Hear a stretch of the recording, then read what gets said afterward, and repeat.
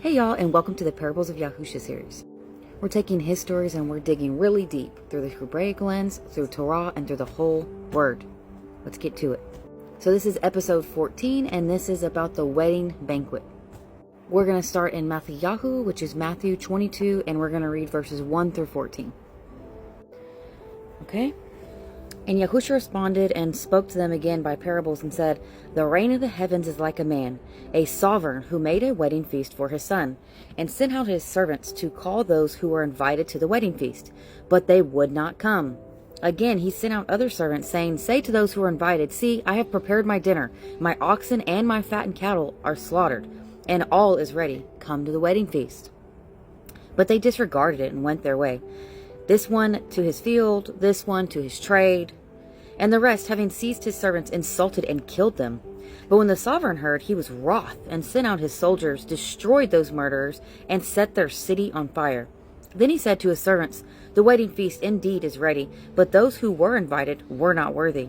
Therefore go into the street corners, and as many as you can find, invite to the wedding feast.'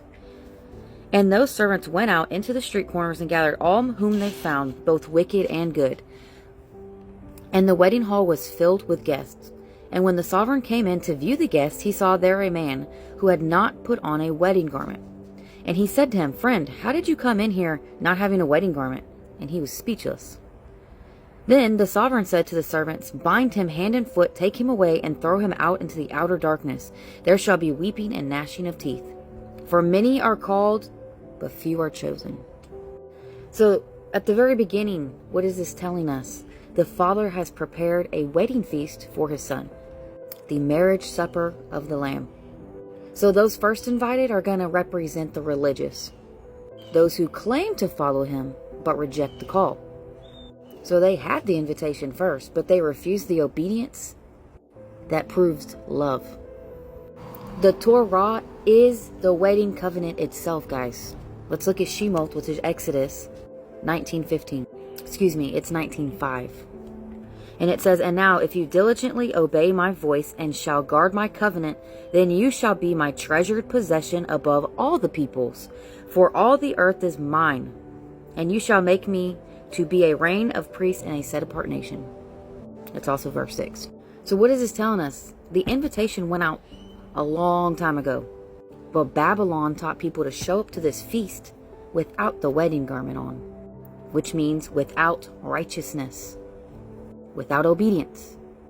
And to break it down further in scripture, garments symbolize covering through obedience. Let's look at Yeshayahu, which is Isaiah 61:10. And it says, "I greatly rejoice in Yahuwah. My being exalts in my Elohim.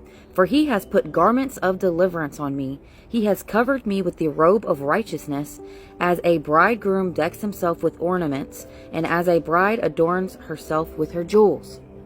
And in Revelation, it says in 19:8, "And to her it was given to be dressed in fine linen, clean and bright, for the fine linen is the righteousnesses of the set-apart ones."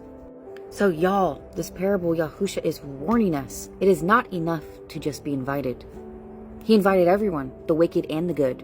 You must come clothed in righteousness, which is walking in Torah and truth. Babylon's churches teach us that grace means no garment is even required, but the king tells us otherwise. So what happens to that guy that wasn't clothed in the garment, the wedding garment?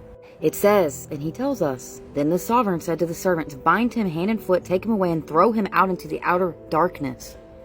There shall be weeping and gnashing of teeth.'" I don't know about you, but I don't want to be left out in this outer darkness.